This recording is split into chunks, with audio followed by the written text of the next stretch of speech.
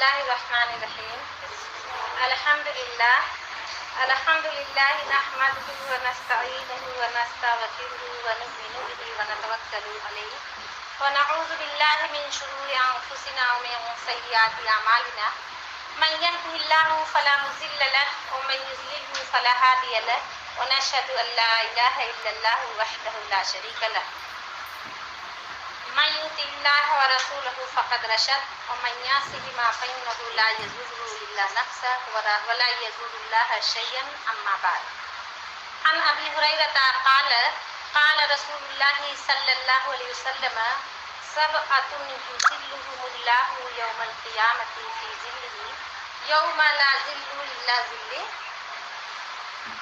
وشاب نشأ فی عبادۃ اللہ۔ یہ دیکھیے بخاری اور مسلم کی حدیث ہے۔ اس کے راوی حضرت ابو ہریرہ رضی اللہ تعالیٰ عنہ ہیں، فرماتے ہیں کہ پیارے رسول صلی اللہ علیہ وسلم نے ارشاد فرمایا کہ 7 قسم کے لوگوں کو اللہ تعالیٰ قیامت کے دن اپنے عرش کے سائے میں جگہ دے گا، اور اس دن جس دن اللہ تعالیٰ کے عرش کے سائے کے علاوہ اور کوئی سایہ نہ ہوگا، اس میں ایک وہ نوجوان ہوگا جس نے اپنی جوانی اللہ تعالیٰ کی عبادت میں گزاری۔ عزیز طالبات، دیکھیے ہم اپنی زندگی میں عمر کے مختلف مراحل سے گزرتے ہوئے آج جس مرحلے میں ہیں وہ کون سی عمر ہے؟ جواں عمری ہے نا، وہ جواں عمری ہے۔ تو اب جواں عمری جو ہے، نوجوانی جو ہے، وہ اس کی دینی اور دنیاوی ہر اعتبار سے بڑی اہمیت ہے، کیونکہ جوانی میں جس طرح سے ہمارے جسمانی اعضاء بہت قوی اور توانا ہوتے ہیں، اسی طرح سے ہماری تمام صلاحیتیں جو ہیں وہ شباب پر ہوتی ہیں، اور اس وقت انسان کے اندر بہت کچھ کر گزرنے کا جذبہ ہوتا ہے اور انسان کر گزرتا ہے۔ تو اس پس منظر میں یہاں حدیث میں کہا گیا ہے کہ قیامت کے دن اللہ سبحانہ وتعالی اپنے عرش کے سائے میں 7 قسم کے لوگوں کو جگہ دیں گے۔ اس میں ایک وہ شخص ہوگا جس نے اپنی جواں عمری اللہ کی عبادت میں گزاری ہے۔ پہلی بات تو یہ ہے کہ یہ جو جواں عمری ہے وہ کیا ہے، اس کو میں ایک شعر کے سامنے آپ کے سامنے واضح کروں گی، پھر مزید باتیں ہم کریں گے۔ دیکھیے علامہ اقبال رحمۃ اللہ علیہ کا ایک شعر ہے کہ جوانوں یہ صدائیں آ رہی ہیں آبشاروں سے، جوانوں یہ صدائیں آ رہی ہیں آبشاروں سے، چٹانیں چور ہو جائیں جو عزم سفر پیدا۔ حضرت اسامہ بن زید رضی اللہ تعالیٰ عنہ کا واقعہ آپ تفصیل کے ساتھ پڑھیے۔ کتاب میں گھر میں اگر کوئی صحابہ کی سیرت کی کتاب ہے یا آپ کی اسکول کی لائبریری میں ہے، ورنہ گوگل پہ سرچ کر کے پڑھیے۔ مختصر میں یہ بتاتی ہوں کہ آپ حضرت اسامہ بن زید رضی اللہ تعالیٰ عنہ صرف 17 سال کے تھے، اور اس وقت آپ صلی اللہ علیہ وسلم نے ان کو لشکر کا، فوجی لشکر کا جو ہے وہ کمانڈر بنایا۔ کیونکہ ان کے عزائم بہت جوان تھے، ان کے حوصلے بہت بلند تھے، اور ان کے اندر بہت کچھ کر گزرنے کا جذبہ تھا اللہ تعالیٰ کی رضا کے پیش نظر۔ اور معلوم ہے جس لشکر کا کمانڈر ان کو بنایا گیا تھا، وہ لشکر رومیوں سے، یعنی اس وقت جو سپر پاور تھی، اس سے جنگ کے لیے جا رہے تھے حضرت اسامہ بن زید رضی اللہ تعالیٰ عنہ، اور اس لشکر کے وہ سپہ سالار تھے۔ وہ جاتے ہیں، انتہائی جواں مردی کے ساتھ لڑتے ہیں، اور کامیابی کا علم لہراتے ہوئے آپ صلی اللہ علیہ وسلم ان کو کمانڈر مقرر کرتے ہیں۔ لیکن آپ صلی اللہ علیہ وسلم کی وفات کے وقت آ جاتا ہے، تو پھر وہ واپس آتے ہیں۔ آپ صلی اللہ علیہ وسلم کی تدفین وغیرہ کے بعد حضرت ابو بکر صدیق رضی اللہ تعالیٰ عنہ خود ان کو رخصت کرتے ہیں، ان کے استقبال کے لیے جاتے ہیں، کیونکہ وہ کامیابی کا علم لہراتے ہوئے مدینہ میں واپس آتے ہیں۔ ان کی عمر کیا تھی؟ 17 سال۔ یہ کون سی عمر ہوتی ہے؟ جواں عمر ہوتی ہے، نوجوان۔ تو اس طرح سے آپ دنیاوی اعتبار سے بھی اگر دیکھیں گی تو بہت ساری خواتین، مرد کو تو آپ چھوڑیے، لیڈیز بچیوں نے کارہائے نمایاں انجام دیا ہے۔ تو یہ ہے جواں عمری، جس کو کہ اللہ تعالیٰ کے رضا والے کاموں میں ہمیں لگانا ہے۔ اب جو حدیث میں نے آپ کے سامنے پیش کی، اس میں کیا ہے کہ اس نوجوان کو 7 قسم کے لوگوں کو اللہ تعالیٰ اپنے عرش کے سائے میں جگہ دیں گے. اس میں ایک وہ نوجوان ہوگا جس نے اپنی جوانی اللہ تعالیٰ کی عبادت میں گزاری ہے. عبادت کیا ہے؟ کوئی بچی بتائے عبادت کیا ہے؟ ماشاء اللہ، جزاک اللہ، بہت ویری گڈ. دیکھیے عبادت نماز، روزہ، زکوٰۃ، حج، بالکل صحیح بتایا آپ نے. یہ اسلام کی بنیادی عبادات ہیں جس کے متعلق عند اللہ باز پرس ہوگی. نماز جو کہ اسلام کی پہلی عبادت ہے، اس کے تعلق سے حدیث ہے کہ عبداللہ ابن قرۃ قال قال رسول اللہ صلی اللہ علیہ وسلم اول ما يحاسب به العبد يوم القیامة الصلاة فإن صلحت صلح سائر عمله وإن فسدت فسد سائر عمله. قیامت کے دن سب سے پہلے بندے سے جس چیز کے متعلق باز پرس ہوگی وہ کیا ہے؟ نماز ہے. اور اگر اس کی نمازیں درست ہوئی تو وہ دیگر اعمال میں بھی وہ کامیاب ہو جائے گا. اس کے دیگر اعمال بھی اللہ تعالیٰ کے ہم مقبول ہو جائیں گے، قبول کر لیں گے اللہ تعالیٰ. لیکن وَإِن فَسَدَتْ فَسَدَ سَائِرُ عَمَلِهِ. اگر نماز میں کوئی شخص ناکام ہے، اس کی نمازیں صحیح نہیں ہیں، تو اس کے سارے اعمال اکارت ہو جائیں گے. اب آپ بتائیے کہ آپ پوری سال محنت کرتی ہیں اور اگر آپ کا رزلٹ ناکامی کے شکل میں آئے تو آپ کیسا محسوس کریں گی؟ خوش ہوئیں گی؟ برا لگے گا، تکلیف ہوگی. تو اسی طرح سے آپ اپنی پوری زندگی اتنی محنت سے گزارتے، یعنی سویرے اٹھتی ہیں نا، آپ بہت سویرے اٹھتی ہیں، یہاں آتی ہیں، اتنے گھنٹے تک بیٹھی رہتی ہیں، پھر جاتی ہیں، پھر اسکول کے بہت سارے کام رہتے ہیں، آپ کو سونے نہیں ملتا ہے. 10 بجے رات کے آپ کہیں سوتی ہیں، یا دوپہر میں اگر آرام کرتی تو پھر رات میں 12-1 بجے تک اپنی تیاری کرنا پڑنا. پوری رات آج پیپرز چل رہے ہیں، بچے تیاری کر رہے ہیں، تو آپ اتنا سارا کام کر رہی ہیں اور آپ کی یہ پوری محنت دنیا میں اگرچہ آپ کے نتائج جو ہیں بہت عمدہ آ رہے ہیں، رزلٹ بہت اچھا آ رہا ہے، لیکن آخرت میں اگر آپ ناکام اور نامراد ہوئی تو یہ محنت کسی کام کی ہے؟ حدیث میں کہا گیا کہ وَإِن صَلَحَتْ صَلَحَ سَائِرُ عَمَلِهِ. اگر نماز میں ہماری نمازیں درست ہیں، نماز کے معاملے میں اگر ہم صحیح ہیں تو ہمارے دیگر اعمال میں بھی ہم کامیاب ہوں گے.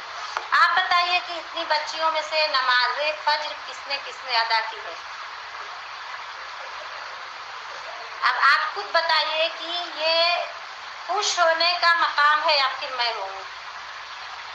ہمارے وہ بچے جو کہ آگے ہماری اسلام کی تاریخ کو زندہ رکھنے والے ہیں، اسلامی تاریخ کے ساتھ آگے بڑھنے والے ہیں، وہ بچے ہی اگر نماز نہیں پڑھ رہے ہیں تو پھر بتائیے کہ دیکھیے ایک عیسائی مفکر کا قول ہے کہ اگر جتنے نمازی جمعہ کی نماز میں ہوتے ہیں اتنے نمازی فجر کی نماز میں ہو جائیں تو اس قوم کی کامیابی کی ضمانت میں دیتا ہوں. صحیح ہے نا؟ صحیح ہے نا کہ ہمارے مساجد میں جہاں جمعہ کے دن 500 نمازی ہوتے ہیں، فجر میں 50 بھی نہیں ہوتے ہیں. وہ عیسائی مفکر ہمارے بارے میں جو اس نے کہا ہے صحیح کہا ہے نا. تو اس لیے ہمیں کیا کرنی ہے؟ اپنی نمازیں درست کرنی. آپ اسکول آنے کے لیے ابھی معلوم ہے آج کل 7 بجے تک کچھ 7 سے 2-3 منٹ بعد تک کا وقت ہے، یعنی سورج جو طلوع ہوتا ہے تو 7:05 تک کا وقت. 2-4 دن پہلے میں نے چیک کیا تھا 7:05 کا وقت ہے. اور آپ اسکول کتنے بجے آتی ہیں؟ 7 نکلتے ہیں. 7 سے پہلے بتائیے آپ اٹھتی ہیں نا، صرف 4 رکعت پڑھنا ہے آپ کو. تو آج کل سے کون کون نماز کی پابندی کرنے والے ہیں 5 وقت کی؟ ابھی بھی کچھ بچوں کے ہاتھ نہیں اٹھے. اچھا سب کے اٹھ گئے انشاءاللہ.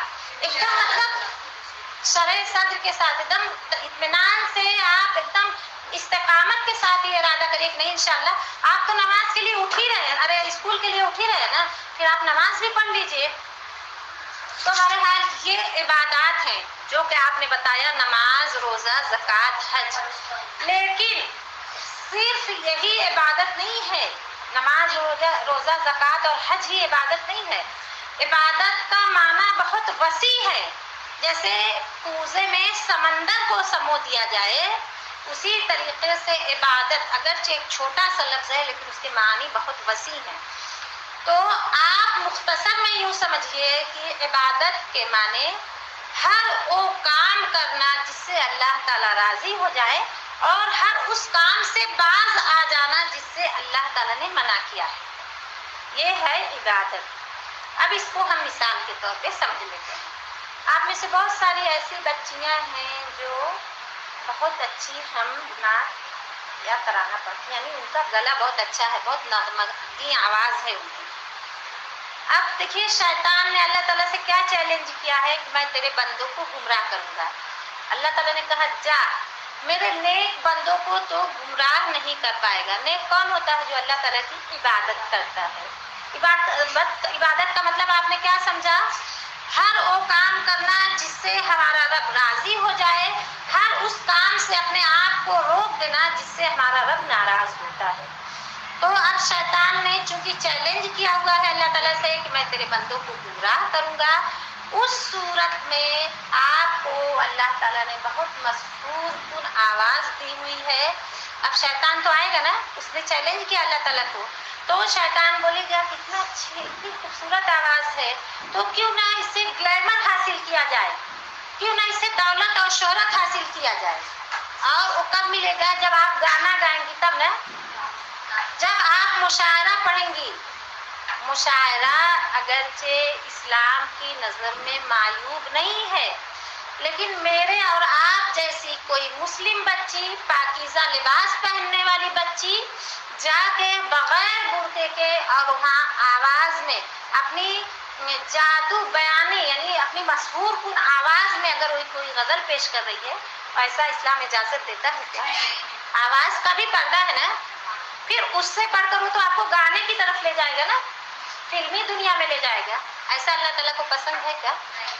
تو شیطان مسلسل ایک چیز میں نے صرف مثال کے طور پہ آپ کے سامنے پیش کی ہے کہ ہر اس کام سے رک جانا جس سے اللہ تعالیٰ نے منع کیا ہے۔ تو ہمارے اندر بہت سا ایسا ٹیلنٹ ہے، کسی کو اللہ تعالیٰ نے بہت خوبصورت بنایا ہے جسامت اور قدامت کے اعتبار سے، تو اس کے ذہن میں یہ آئے گا کہ کیوں نہ میں چلی جاؤں فلم انڈسٹری میں۔ جاتے ہیں نا، ہمارے سماج سے بھی نکل کے لوگ جاتے ہیں نا۔ شاعرہ جو ہے شبینہ ادیب مسلم سوسائٹی سے تعلق رکھتی ہے نا، ایسی بہت ساری ایکٹرس ہوں گی جن کا نام مجھے معلوم نہیں ہے، آپ شاید جانتی ہوں گی، جو مسلم خاندان سے تعلق رکھتی ہیں۔ ایک سیریل آتا تھا بہت پہلے، میں نے دیکھا تھا، اس میں ایک ہینا نامی خاتون لڑکی تھی، ہینا خان، ہاں وہ مسلم تھی۔ اس طرح سے اور بھی بہت سارے ایکٹر ہوں گے، مجھے نہیں معلوم ہے نام۔ تو کہنے کا مطلب یہ کہ شیطان نے جو اللہ تعالیٰ سے یہ چیلنج کیا ہوا ہے کہ میں تیرے بندوں کو گمراہ کروں گا، تو مختلف طریقے سے وہ آپ پہ حملہ آور ہوگا۔ جیسے میں نے مثال دی، خوبصورت چہرے کے استعمال کی، خوبصورت آواز کی استعمال کی، وہ اس دنیا میں لے کے جانا چاہے گا، لیکن جب آپ اس کو زیر کر دیں گے تو گویا آپ نے اللہ تعالیٰ کی عبادت کی، کیونکہ اس کام سے آپ نے اپنے آپ کو باز رکھا جس سے اللہ تعالیٰ نے منع کیا تھا۔ یہ ہے عبادت کا مفہوم۔ اب دیکھیے، مسلم کے ساتھ یعنی ہر انسان کے زندگی میں مختلف چیلنجز ہوتے ہیں، لیکن اس وقت امت مسلمہ بہت سارے مشکلات اور مصائب کا شکار ہے، بہت سارے چیلنجز کا اس کو سامنا کرنا پڑ رہا ہے۔ ابھی 3-4 دن پہلے میرا ایک آرٹیکل میں نے لکھا ہے، اس کا موضوع تھا ویلنٹائن ڈے کے مہلک اثرات اور سد باب۔ اب دیکھیے بہت سارے یعنی چیلنجز جو مسلمان فیس کر رہے ہیں، اس میں سے ایک چیلنج جو ہے وہ مغربی تہذیب ہے، یورپین کلچر ہے۔ ہم دیکھ رہے ہیں کہ ہم اگر اسلامی تاریخ ہمارے گھر میں پڑھی جاتی ہوگی، سنی اور سنائی جاتی ہوگی، اسکول میں بھی بہت سارے ہمارے نصاب میں بھی ابتدائی کتابوں میں جنگ کے قصے آتے ہیں نا، کبھی غزوہ بدر کے بارے میں، کبھی جنگ احزاب کے بارے میں، ایک طرح سے مختلف غزوات اور سریات کے بارے میں ہمیں پڑھایا جاتا ہے۔ تو ہم جانتے ہیں اپنی تاریخ، آپ کو معلوم ہے کہ آپ صلی اللہ علیہ وسلم اور صحابہ کرام نے اپنی چھوٹی سی تعداد کے ساتھ بڑی بڑی فوجوں کو زیر کیا ہے۔ یعنی ان کے ساتھ اگر سے ان کی فوج میں بہت کم لوگ رہتے تھے، لیکن اور دشمن جو ان کی تعداد بہت بڑی، ان کے لشکر میں زیادہ لوگ رہتے تھے، لیکن پھر یہ لوگ کیا ہوتے تھے، جیت جاتے تھے نا، غالب آ جاتے تھے۔ تو جب دشمنان اسلام نے دیکھا، یہودیوں نے دیکھا، عیسائیوں نے دیکھا کہ یہ ایک ایسی قوم ہے جن کو میدان جنگ میں شکست دینا بہت مشکل ہے، تو انہوں نے ایک پلان کیا، اور اس کی پلاننگ کچھ اس طریقے سے کی کہ ان کے اخلاق پہ حملہ کیا جائے، ان کے کیریکٹر پہ حملہ کیا جائے، ان کی بچیوں پہ، ان کی نوجوان نسلوں پہ، ان کی خواتین پہ حملہ کیا جائے، اور اپنی اس سازش میں، اپنی اس تدبیر میں وہ کامیاب ہو رہے ہیں۔ کیونکہ آج ہمارے یہاں مختلف دیش کا کلچر ہے نا، ہم کہیں برتھ ڈے پارٹی مناتے ہیں، تو کہیں یہ شادی کی سالگرہ مناتے ہیں، تو کہیں ویلنٹائن ڈے مناتے ہیں، تو کہیں یہ ورلڈ لیول پہ وومنس ڈے منایا جاتا ہے نا۔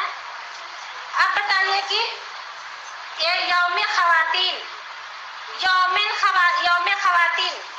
یہ عورتوں کے لیے جو ویمنس کا لفظ استعمال ہوتا ہے وہ میں نے استعمال کیا، وومنس ڈے نہیں۔ کسی بچی نے پوچھا ہے نا پیچھے سے، ہاں، اردو میں اس کو بولتے ہیں عالمی یوم خواتین۔ عالمی یوم خواتین کی تاریخ آپ پڑھیے تو اس کی کوئی بنیاد ہے ہی نہیں۔ اسلام نے خواتین کو کیا کیا حق دیا ہے اس کا کبھی اور اگر آنا ہوا اور یاد رہا تو میں اس پہ آپ سے بات کروں گی، اگر آج ادھر جاؤں گی تو جو میرا مین ٹاپک ہے وہ چھوٹ جائے گا۔ لیکن اصلاً وہ خواتین کا استحصال کرنے کا، ان کی عزت اور عصمت کو پامال کرنے کا، ان سے کم پیسے پہ زیادہ کام لینے کا ایک منصوبہ ہے، گھروں سے باپردہ خواتین کو باہر نکالنے کا ایک منصوبہ ہے۔ یہ بات آپ کے ذہن میں رہے کہ اسلام آپ کو جاب سے نہیں منع کرتا ہے، خواتین کو بزنس کرنے سے نہیں منع کرتا ہے۔ آج رسول کی زندگی میں ملکہ تجار کس کو کہا جاتا تھا؟ ویری گڈ، حضرت خدیجہ رضی اللہ تعالیٰ نے اس وقت جو ہے ملکہ تجار کہی جاتی تھی، بہت بڑی بزنس وومن تھی وہ۔ تو اسلام جو ہے نہ تو تعلیم سے آپ کو روکتا ہے، نہ تو ملازمت سے روکتا ہے، اور نہ تو تجارت سے روکتا ہے، آپ کو آزادی ہے۔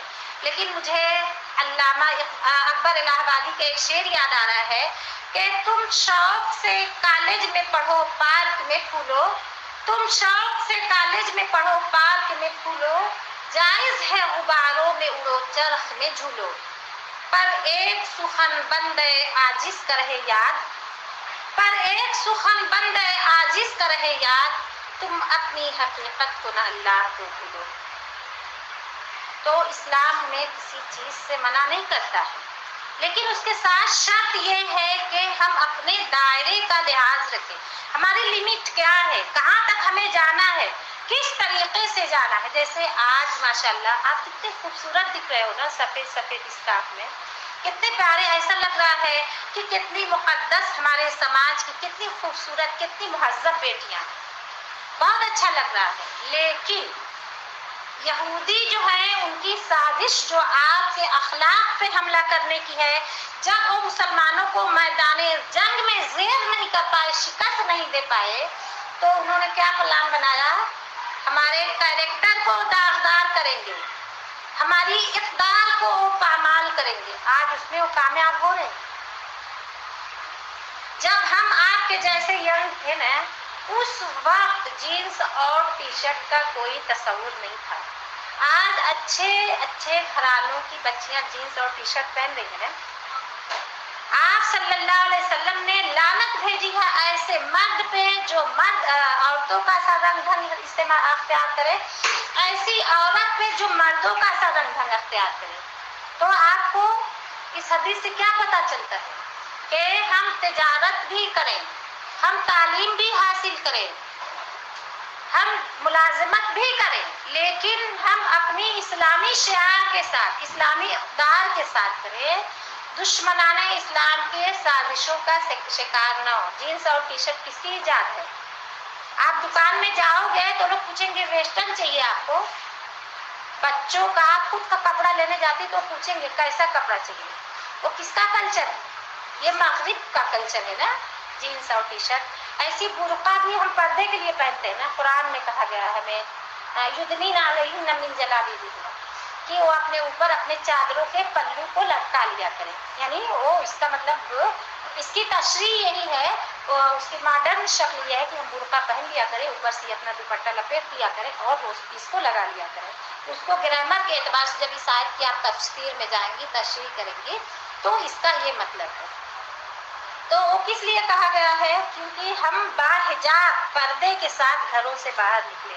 लेकिन आज कैसे बुर्के चल रहे हैं, वो बुर्का इतना चुस्त होता है, फिर ऊपर से हम बेल्ट भी लगा पीछे से बांध लेते हैं, बहुत मुनक्कश होता है जो खूब चमक रहा होता है, दुपट्टा इतना छोटा होता है कि हमारा ये जो अल्लाह ताला ने हमें औरतों को वैसी ऑलरेडी कितना खूबसूरत बनाया, उसका जिस्म ही अल्लाह ताला ने बहुत खूबसूरत बनाया, बहुत कशिश रखी है उनके अंदर। और फिर उसके बाद जब हम ऐसा लिबास पहनेंगे जिससे हमारी खूबसूरती और वाज़ेह होकर सामने आए, पर्दे का कोई मतलब रह जाता है? ये क्या है?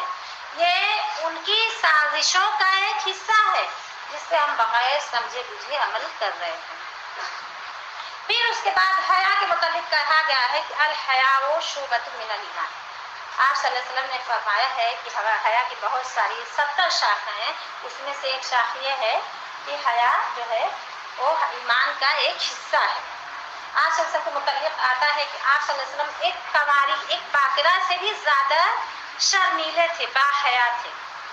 लेकिन आज जो है जब हम बहुत सारी हमारी बच्चियां ऐसी हैं कि घरों से वो निकलती हैं, खूब अच्छा सा कपड़ा पहने रहती हैं, लेकिन उनको ऐसा लगता है कि ये बुर्का तो हमारी सारे कपड़े की सारी ज़ेबो ज़ीनत को ढक दे रहा है। तो वो जब कॉलेज में और यूनिवर्सिटी में पहुंचती हैं तो वहाँ पहुंचने के बाद अपना बुर्का निकाल देती हैं। क्यों? अपनी जीनत को जाहिर करने के लिए। इस्लाम बिल्कुल आपको जीनत से मना नहीं करता है। आपको गरारा पसंद, आप गरारा पहन सकती हैं, शरारा पहनिए, प्लाजो पहनिए, ऐसा लिबास मत पहनिए जिससे आपके जिस्म का नशेबो फराज आया हो, जो बारीक लिबास हो, आपके जिस्म के को जाहिर कर रहा हो, आपके सत्र को, पर्दे करने वाली जगहों को वो जाहिर कर रहा हो, ऐसे लिबास से मना कर रहा है। ऐसे बनने संवरने को भी इस्लाम नहीं मना करता है, लेकिन कहता है कि फला युज़हिरना ज़ीनतहुन्ना, कि वो अपनी सूरह नूर में फरमा गया कि अपनी जीनत को जाहिर न करें। आपको मेहंदी अच्छी लगती है, आप लगाइए, छुट्टियों में लगाइए, क्योंकि स्कूल जब आप मेहंदी लगाते हैं, हम मेहंदी लगाते हैं, हाथ कितना खूबसूरत दिखने लगता है। और जब आप मेहंदी लगा के स्कूल में आएंगी, बहुत सारे गैर मर्दों की निगाह पड़ेगी ना। और कुरान क्या कर रहा है? फला युज़हिरना ज़ीनतहुन्ना, कि वो लोग अपनी जीनतों को जाहिर ना करें, इल्ला लिबुलतिहिन्ना, सिवाय इसके कि अपने शौहरों के लिए। यानी हमारे अब्बू भी हमारे हाथ की मेहंदी देखेंगे, गुनाह नहीं है। दादा भी, घर में जो हमारे मर्द है, जो हमारे महरम है, वो उनके सामने मेहंदी लगा सकते हैं। लेकिन जब हम बाहर आएंगे, अगर आपको बहुत शौक है, घर में शादी हाथ में लगा ले, तो स्कूल आ रहे हैं तो उसको ढक के आइए ना, ग्लव्स पहन के आइए, लेकिन वो जीनत हमें जाहिर नहीं करना है। इस तरह से और भी बहुत सारी चीजें, कॉस्मेटिक्स को ले लीजिए, आपको अच्छा लगता है क्रीम लगाना, लगाइए, वो तो चेहरे की सफाई के लिए है ना। आप पाउडर अच्छा लगता है वो भी लगाइए, लेकिन हम ब्रांडेड कंपनियों के पीछे भाग रहे हैं, कॉस्मेटिक्स जो खरीद रहे हैं उसमें एक बहुत बड़ी रकम हमारी जा रही है। मैं तो जानती नहीं हूँ, लेकिन इतना तो समझ में आता है कि वो बहुत महंगी होती है वो सब चीज़ें। एक चीज़, दूसरी चीज़ की ऐसी जीनत हमें नहीं करनी है कि जो हमारे असली हैत को बदल दे। यानी अगर हमारा गंदुमी रंग है तो हम ऐसा मेकअप ना इस्तेमाल करें कि बिल्कुल गोरे चट्टे नजर आते हैं ना, इस तरह के भी आते हैं ना फाउंडेशन, क्या क्या, ऐसा नहीं। आपको अच्छा लगता है, आप सादी सी क्रीम लगाइए, कोई एक अच्छा सा पाउडर लगा लीजिए, लेकिन जब आप बाहर निकल रही तो मत लगाइए, आपके घर में लगाइए ना। आप अपने किसी दोस्त से मिलने जा रही हैं, तो अगर आपको ये अंदेशा है कि उसके घर में उसके भाई हैं, छोटा सा घर है, मैं उसके साथ स्टडी करने जा रही, भाई की नज़र पड़, पहली बात तो शरीयत यही इजाज़त नहीं देती कि आप ऐसी जगह पे जाएं जहाँ किसी गैर महरम से सामना हो। लेकिन बाय द वे आप 10th में हैं, 12th में हैं, आपको समझ में नहीं आ रहा, आपको बहुत अर्जेंट जाना है, तो आप बिल्कुल नहीं लगा के जाएंगी ना, वो सादा सा क्रीम और पाउडर भी नहीं लगा के जाएंगी। और अगर आपको लगा के जा रही हैं तो अल हया शुबतुम मिनल ईमान, हया ईमान का एक हिस्सा है। اس کو پسے پشت ڈال رہی ہیں، اس کا لحاظ نہیں رکھ کر رہی ہیں۔ اور پھر کیا ہے کہ یہ جو مغرب سے جو برانڈیڈ کمپنیوں کی چیزیں آ رہی اس کو استعمال کر کے ہم کتنا نقصان کر رہے ہیں۔ ایک تو اپنی ایک بڑی رقم وہاں صرف کر رہے ہیں، ہماری اس رقم کو ہماری دشمنی میں استعمال کر رہے ہیں نا۔ آج تو بہت اچھے سے سمجھ میں آپ کو آ رہا ہے کہ کس طرح سے ہمارے پیسے سے ہمارے مسلمان بھائیوں کو، فلسطینیوں کو ستایا جا رہا ہے، دبایا جا رہا ہے اور بیت المقدس کو چھیننے کی کوشش کی جا رہی ہے۔ تو کتنا نقصان ہوا نا، اللہ تعالیٰ کی نافرمانی بھی ہم نے کی، ہم نے اپنا پیسہ بھی خرچ کیا، اپنے پیسے سے اپنے مسلمان بھائی کو تکلیف بھی پہنچائی، ان کی ہلاکت کا سبب بھی بنی۔ تو یہ سب کیا ہے؟ یہ سب یہودیوں کی سازشیں۔ آپ صلی اللہ اس سلسلے میں ایک شعر ہے کہ حیا و شرم کو زیور بنا لیتی تو اچھا تھا، حیا و شرم کو زیور بنا لیتی تو اچھا تھا، نگاہ ناز کو اپنی جھکا لیتی تو اچھا تھا۔ نئی تہذیب نے لاکھوں کمندیں ڈال رکھی ہیں، نئی تہذیب نے لاکھوں کمندیں ڈال رکھی ہیں، تو ان کے جال سے خود کو بچا لیتی تو اچھا تھا۔ رائٹ؟ تو ہمیں جو ہے ان کی سازشوں کا شکار نہیں ہونا ہے۔ ان تمام سازشوں کے ساتھ ساتھ ایک دن ہے ویلنٹائن ڈے، جو 14 فروری کو منایا جاتا ہے۔ آپ سب جانتی ہیں نا؟ جانتی ہیں نا؟ بالکل۔ اسلام میں مطلب خواتین کو پردہ ہے، تو وہ مطلب تجارت کر سکتی، باقی ہر چیز کر سکتی، تو اس میں مطلب اس کو کوئی پردہ ہی نہیں ہے۔ ہاں، ایک منٹ، میں آپ کے سوال کا جواب اسپیچ کے بعد انشاءاللہ دیتی ہوں۔ تب دیکھیے کیا بولتے ہیں کہ بات کیا چل رہی تھی؟ ہاں، ویلنٹائن ڈے کی بات چل رہی تھی نا۔ آپ کو اس کی تاریخ معلوم ہے؟ 14 تاریخ مطلب اس کی ہسٹری میں پوچھ رہی ہوں۔ دیکھیے اس کی ہسٹری، آپ کا جواب صحیح تھا، 14 فروری ابھی قریب ہے۔ 14 فروری کو ویلنٹائن ڈے منایا جاتا ہے، لیکن اس کی سچائی یہ ہے کہ یہ خالص عیسائیوں کا تہوار ہے۔ اس کی تاریخ، اس کی ہسٹری یہ ہے کہ ایک بادشاہ تھا کلاؤڈس، اس کی فوج میں سپاہی بہت کم آتے تھے، تو اس نے اپنے فوجیوں، وہاں کے لوگوں پہ شادی کو بینڈ کر دیا، اور شادی کو بینڈ کیا اس لیے کہ ان کی فیملی نہیں ہوگی تو فل ٹائم یہاں دیں گے اپنی خدمت میں، فوجی افسر کی حیثیت سے۔ تو ایک ویلنٹائن ڈے نامی شخص تھا، اس نے چپکے چپکے شادیاں کرانی شروع کی اس عوام کی، وہاں کے لوگوں کی۔ اور اسی سلسلے میں جب یہ بات کھل گئی تو بادشاہ نے 14 فروری کو اس ویلنٹائن نامی شخص کو سزائے موت دے دی، پھانسی دے دی۔ کس جرم میں؟ کہ اس نے لوگوں کی شادیاں کروانا شروع کر دیا تھا۔ یہ کوئی جرم نہیں تھا، بادشاہ کی نظر میں یہ جرم تھا۔ تو پھر اس کے بعد چونکہ جو یہ ویلنٹائن نامی جو شخص تھا وہ ایک پادری تھا۔ پادری آپ سمجھ رہی ہیں نا، جیسے ہمارے ہاں بڑے علماء کی بہت قدر و قیمت ہوتی ہے، وہ ہمارے مذہبی رہنما ہوتے ہیں، ویسے ان کے وہ مذہبی رہنما تھے۔ اب اس دن کو لوگوں نے تہوار کے طور پہ منانا شروع کیا، اور کرسمس کے بعد ان کا کوئی بڑا تہوار ہے تو یہ ویلنٹائن ڈے ہے، جس کو عید محبت بھی کہا جاتا ہے۔ یہ تو ان کا تہوار تھا۔ آپ نے کسی غیر مسلم کو عید مناتے ہوئے دیکھا ہے کیا؟ بقرعید پہ کسی یہودی، عیسائی، کسی بودھ، کسی سکھ، کسی جین کو قربانی کرتے ہوئے آپ نے دیکھا ہے کیا؟ تو ہم کیسی بیوقوف قوم ہیں کہ ہم ان کے کلچر کو، ان کی تہذیب کو، ان کے تہوار کو اپنا تہوار بنا کے منا رہے ہیں، اور منا رہے ہیں تو کس قدر اللہ تعالیٰ کی ناراضگی کو مول لے رہے ہیں۔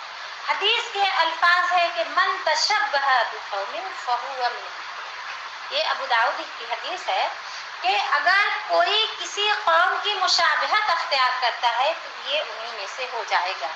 ابھی آپ مجھے کوئی آ کے بولے کہ تو کرسچن ہے، غصہ آئے گا نا ہمیں کہ یہ پاگل ہے کیا، میں نے حجاب پہنا ہوا ہے، اتنا اچھے سے دوپٹہ لپیٹا ہوا ہے، وہ مجھے کرسچن کہہ رہا ہے، کرسچن کا لباس کیسا ہوتا ہے۔ ابھی آ کے بول دے کہ تو غیر مسلم ہے، ہمیں غصہ آئے گا۔ لیکن حدیث کے بات کو تو ہم نہیں جھٹلا سکتے نا. حدیث میں کہا گیا من تشبہ بقوم فہو منہ، اگر کوئی کسی قوم کی مشابہت اختیار کرتا ہے تو وہ انہی میں سے ہے.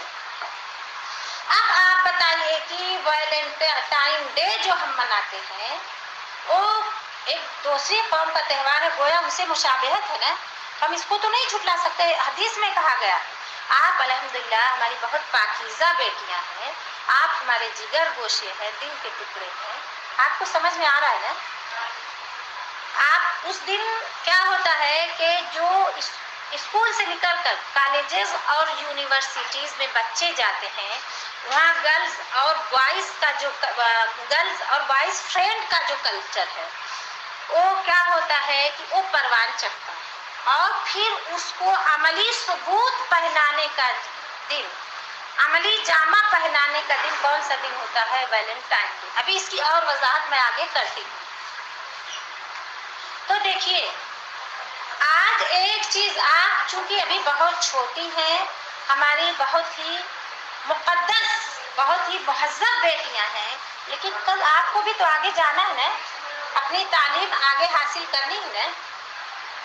تو اس سلسلے میں آپ کو بھی ظاہر سی بات ہے کالجز اور یونیورسٹیز میں پہنچنا ہے، اور ہاں آپ کو ایسے لوگوں سے سابقہ پیش آئے گا جن کو باقاعدہ ٹرینڈ کیا جا رہا ہے، تیار کیا جا رہا ہے آپ کو گمراہ کرنے کے لیے.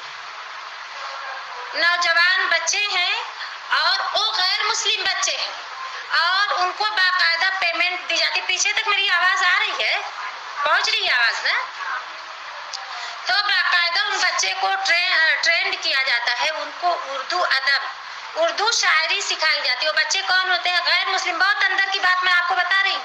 وہ غیر مسلم بچے ہوتے ہیں، باقاعدہ ان پہ فنڈنگ ہوتی ہے، ان کو پیمنٹ ملتی ہے، اور وہ انتہائی شان اور شوقت کے ساتھ آتے ہیں. اور اس وقت ہماری بھولی بھالی معصوم پاکیزہ کردار کی بچیاں ان کی سازشوں کو سمجھ نہیں پاتی ہیں، اور مختلف طریقے سے جب وہ آپ کو پریشان دیکھیں گے، آپ کا اسائنمنٹ نہیں تیار ہے، آپ کو اور کوئی مسئلہ ہے، آپ کی کوئی بہت اچھی فرینڈ نہیں ہے، تو وہ آفر کریں گے آپ کو، اور آپ کو ایسا لگے گا کہ، اور چونکہ ان کی ٹریننگ ہو چکی ہے تو اس حساب سے وہ کیا کر رہے ہیں کہ آپ کو سمجھ میں نہیں آئے گا. اردو اشعار بھی کریں گے، آپ کو سنائیں گے، اور یہ ادیب کیسے کلام آپ کے ساتھ کریں گے، اور آپ سمجھ نہیں پائیں گے، اور نام بھی وہ اپنا بدل کے وہاں آتے ہیں. اور پھر اس طرح سے وہ کیا کرتے ہیں کہ آپ سے دوستی کرتے ہیں، اور دوستی کر کے پھر آپ کو کس طرح سے برباد کرتے ہیں. میں ایک رپورٹ، بیٹا ذرا سی دروازہ بند کرو. اور ایک صلاح الدین انصاری رپورٹر ہیں، آپ ان کی رپورٹ کو پڑھیے.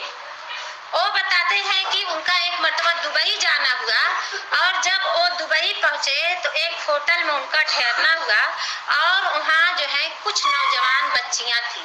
وہ کہہ رہے مجھے بہت پر اسرار سی وہ لڑکیاں لگی، بہت پریشان سی لگی، تو میں نے ان سے بات کرنا چاہی تو ان کو پرمیشن نہیں تھی. وہ صرف اپنی سروس دیتی تھی، چلی جاتی تھی، کسی سے بات نہیں کرتی تھی. ان کو بہت تجسس ہوا اور فکر بھی ہوئی، تو انہوں نے مینجمنٹ کے کچھ لوگوں کو تھوڑا اس میں سے پیسہ دیا، اور ان بچیوں سے کہیں چپکے سے ملاقات کی. اور جب ان بچیوں سے معلوم کیا تو پتہ یہ چلا کہ 3 بچیاں یو پی کی تھیں، 3 مجھے یاد آ رہا ہے، کچھ تھوڑا پہلے میں نے یہ رپورٹ پڑھی تھی. ایک بچی دلی کی تھی، اور کالج یا یونیورسٹی میں ان کی ملاقات ہوئی اس طرح کے لڑکوں سے، اور انہوں نے ان کو محبت کا جھانسا دیا، اور یہ بھولی بھالی بچی جو ہیں ان کے جھانسے میں آ گئی، اور پھر گھر والوں کے منع کرنے اور سمجھانے کے باوجود بھی مانی نہیں، چپکے سے ان کے ساتھ عام لینگویج میں کیا بولتے ہیں، بھاگ گئی. نکاح کر لیا ان سے، ان کے انداز میں. مسلم لڑکی نے غیر مسلم، جبکہ بات کھل چکی تھی. پہلے تو ان کو نہیں سمجھا کہ یہ مسلم ہے کہ غیر مسلم ہے، لیکن پھر یہ سچائی آنے کے بعد بھی ان لوگوں نے شادی کر لیا. پھر وہ بچے کیا کیا ان لوگوں نے، ان لڑکوں نے کیا کیا، لے جا کے ان کو بیچ دیا ان لڑکیوں کو. ان لڑکیوں، یہ سچی رپورٹ، آپ سرچ کریے، صلاح الدین انصاری کی یہ رپورٹ ہے. اور ان बच्चियों को बेच दिया। अब उन बच्चियों का कोई पुरसान हाल नहीं है। और भी रिपोर्ट्स मेरे पास हैं, लेकिन सिर्फ एक रिपोर्ट मैं आपके सामने पेश करूंगी। उन बच्चियों से जब उनके बारे में पूछा गया तो किसी ने अपना कुछ नहीं बताया, सिर्फ इतना बताया कि हम यूपी के हैं, फलां गांव से ताल्लुक रखते हैं। मजीद जानकारी नहीं दी। एक बच्ची ने अपने घर की पूरा एड्रेस, फोन नंबर सब कुछ दिया, और वो सलाहुद्दीन रिपोर्टर जो थे, उन साहब ने उनके वालिदैन से रब्त किया तो उन्होंने कहा कि अब उनके लिए हमारे घर में, हमारे दिल में कोई गुंजाइश नहीं है। इन्होंने हमारी इज्जत को पामाल किया, मना करने के बावजूद अपने उस दोस्त के साथ चली गई। अब उनके लिए हमारे पास कोई गुंजाइश नहीं, क्योंकि हमारी इज्जत को इन्होंने पामाल कर दिया है। तो अब आखिर मजबूरन उन बच्चियों को छोड़कर वहीं उनको आना पड़ा। तो इस तरह से ये जो है हमारे बच्चियों को बहकाया जा रहा है और बर्बाद किया जा रहा है। तो इसके लिए तो सबसे पहली देखिए, मैंने एक नज्म लिखी थी कुछ 4-5 साल पहले, उसका मौजू था ऐ मिल्लत खाबिदा। उसमें एक शेर था कि इस्मत तेरी महफूज हो जाएगी ऐ दुख्तर, इस्मत तेरी महफूज हो जाएगी ऐ दुख्तर, खुद को सजाना छोड़ दे तहजीब मगरिब पर। चूंकि ये उनकी साजिशें हैं, मुख्तलिफ तरीक़ों से हम पर हमले हो रहे हैं। एक शैतान हमारा दुश्मन है, एक हमारा नफ्स हमारे अंदर बैठा हुआ जो हमारा सेल्फ है वो हमारा दुश्मन है, और इन तमाम दुश्मनों के बीच में हमें काबू पाना है। क्योंकि अल्लाह ताला फरमा रहे हैं सूरह बनी इसराइल में कि वला तक़रबुज़ ज़िना इन्नहु काना फ़ाहिशतम वस्साअ सबीला, कि तुम ज़िना के करीब मत जाओ, क्योंकि एक बहुत बुरी बात है और बुरा रास्ता है। अब देखिए, कोई बंदा डायरेक्ट एक दिन में ज़िना नहीं करता। ज़िना सब समझ रहे हैं ना, बगैर निकाह के किसी मर्द से मियाँ बीवी के जैसे ताल्लुक कायम करने को ज़िना कहते हैं। उसकी सज़ा इस्लाम में सज़ाए मौत है, संसार करना है। अल्लाह ताला फरमा रहे हैं कि तुम लोग वला तक़रबुज़ ज़िना, तुम लोग ज़िना के करीब भी मत जाओ। अब ज़िना एक करना, एक ज़िना के करीब जाना। कोई बंदा, कोई इंसान एक दिन में ज़िना करता नहीं है, बल्कि उसके बहुत सारे असबाब व मुहर्रिकात होते हैं, बहुत से रास्ते होते हैं, प्रोसेस होते हैं। उन तमाम प्रोसेस से क्रॉस करके तब इंसान एक दिन उस मकाम पे पहुंचता है। जैसा कि मैंने आपको बताया कि हमारी बच्चियां यूनिवर्सिटीज़ और कॉलेज में जब आगे जाती हैं तो उनको ऐसा लगता है कि ये रोशन ख्याली का दौर है, बहुत तरक्की वाला दौर है, और हम क्यों पिछड़े तबके की तरह, बहुत पसमानदा लोगों की तरह जिंदगी गुजारें, हम भी मॉडर्न बन के रहेंगे। और फिर उसके बाद हम इस्लामी इक़्तिदार को पामाल करते हैं। तो मैंने अभी आपको बताया कि कुरान में कहा गया है कि फला युज़हिरना ज़ीनतहुन्ना, उसके खिलाफ हम अपनी ज़ीनतों का इजहार करते हैं, रीझते हैं, रिझाते हैं, लुभाते हैं, लुभाते हैं। फिर उसके बाद हमारे दोस्ती के मराहिल शुरू होते हैं। उस प्रोसेस से गुजर कर फिर इंसान जो है ज़िना के करीब जाता है, और ये उसके लिए बड़ा खास दिन। अभी पिछले हफ्ते की एक रिपोर्ट है कि एक एमआर ने बताया कि अपने भिवंडी में करोड़ों रुपए की वैलेंटाइन डे वाले यानी 14 फरवरी के दिन प्रेगनेंसी को रोकने की दवाओं का खपत है, जिसमें सिर्फ बच्चियां नहीं, खवातीन भी हैं, शादीशुदा खवातीन भी हैं। आप बताइए, दिल को दहला देने वाली ये खबरें है कि नहीं है? है कि नहीं है ये खबरें? आपको शर्म आ रही है ना? ये सब सुन के मुझे भी शर्म आ रही है। लेकिन प्यारे बच्चों, अजीज तालिबात, मैंने पहले कहा कि आप हमारे जिगर के टुकड़े हैं। आपने देखा होगा कि घर में जो जेवरात और पैसे होते हैं उसको कहाँ रखा जाता है? तिजोरी में रखा जाता है ना, कबाड़ के अंदर। और जब आपकी आला तालीम के लिए, अभी तो आप छोटे क्लासेस में होते हो, कम पैसे लगते हैं, जब बड़ी तालीम के लिए आप बाहर जाते हैं और उस वक्त लाखों लाख रुपए लगते हैं, तो उस वक्त वो पैसा जो कि बड़ी हिफाजत से आपके वालिदैन ने तिजोरी में लाकर में रखा हुआ है, उसको कहाँ इस्तेमाल करते हैं? आपके ऊपर ना, تو مطلب یہ کہ آپ اس ہمارا جو سرمایہ ہے اس سے بھی زیادہ قیمتی سرمایہ ہوگا. ہمارے بچے جو ہیں ہمارا مستقبل ہے، ہمارا سرمایہ ہے. اس لیے اب بتائیے کہ آپ کے اوپر ہر کوئی اپنا پیسہ، یعنی یہاں پہ کوئی ثانیہ ہے، ثانیہ کے اوپر صبا کے والدین اپنا پیسہ لگا سکتے ہیں کیا؟ نہیں لگائیں گے. مطلب یہ کہ ہمارے سب سے زیادہ چاہنے والے، ہم سے سب سے زیادہ محبت کرنے والے، بے لوث محبت کرنے والے دنیا میں کون ہے؟ والدین ہوتے ہیں.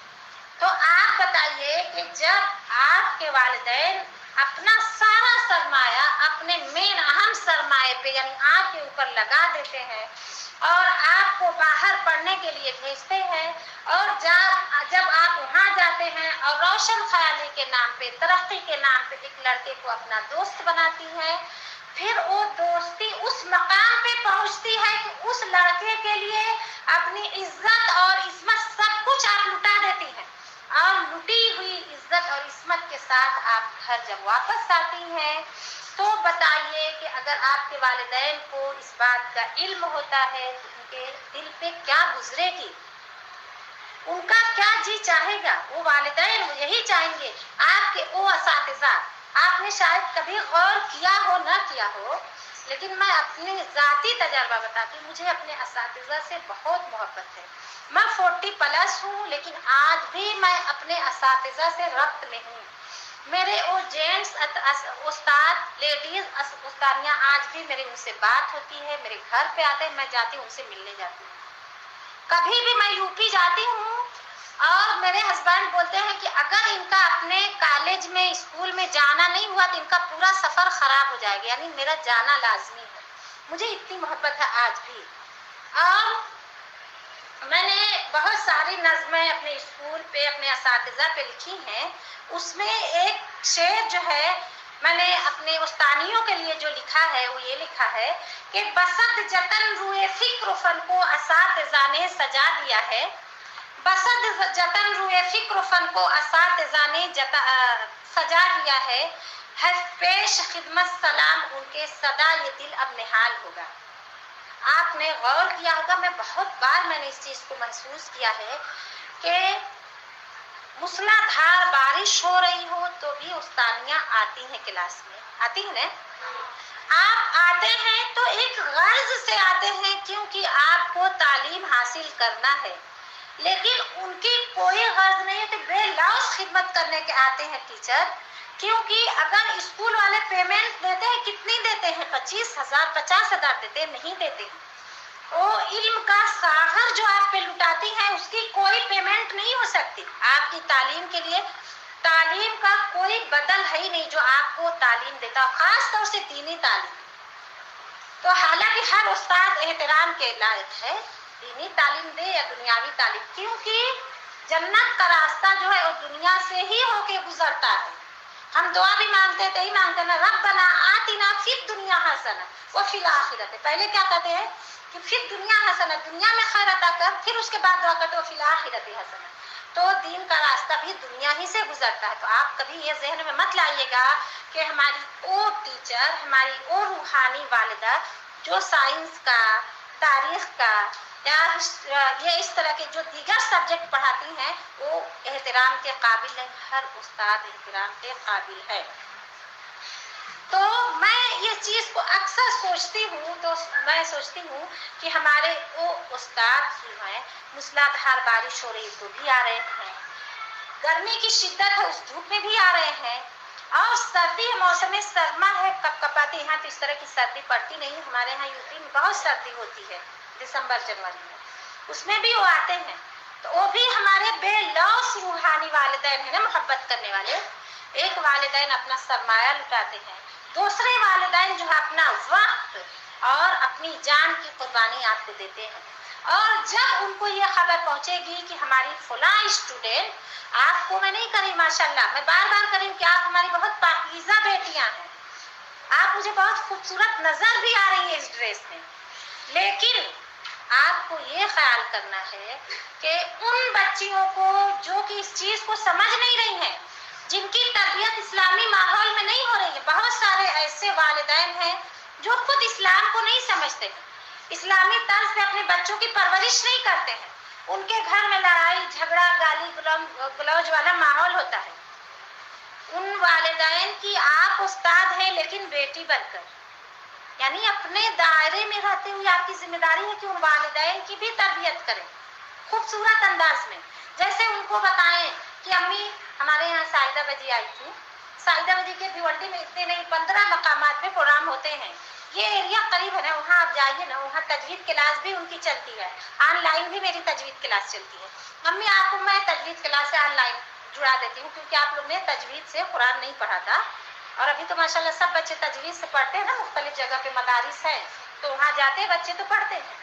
तो आपको अपने वालिदैन की तरबियत करनी है इस तरह से खूबसूरती के साथ कि वालिदैन को एहसास भी ना हो आपके वालिदैन को, और वो सीख जाए, ताकि और आपको तो बहुत ज़्यादा सीखना है, बहुत ज़्यादा तरबियत की ज़रूरत है, क्योंकि अल्लामा इकबाल का एक शेर है कि इस्लाहे कौम आपको मकसूद है अगर, इस्लाहे कौम आपको मकसूद है अगर, बच्चों से पहले माओं को तालीम दीजिए।